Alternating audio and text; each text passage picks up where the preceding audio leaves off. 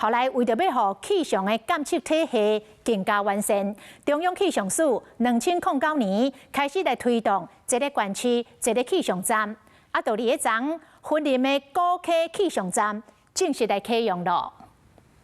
高科气象站正式启用，代表气象署一个县市一个气象站的愿景达成。气象署长听嘉宾讲，高科气象站为107年开始规划，经过真侪困难，落尾得到农业部农气所的协助，才顺利伫高科花蕊试验所的园区内底成立。古坑的花卉中心里面特别拨了一块地给我们来设气象站，那这也非常好，因为我们跟农业的结合本来就是很重要的一个结合。农气所长林柏史表示，面对极端的气候变迁，有台湾多数型的多元天气，农业部甲气象署的合作是更加重要。交通部处长陈彦碧嘛讲，气象站其实嘛提供观光、防灾其他的产业重要的资讯，未来会跨领域来发展。台湾虽然是一个小岛，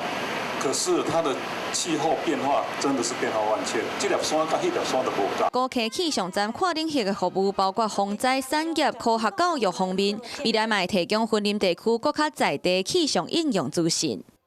Hello， 我是蒋欣梅。想要抢先掌握最及时的新闻资讯吗？赶快订阅、按赞、开启小铃铛，锁定华视新闻 YouTube 频道。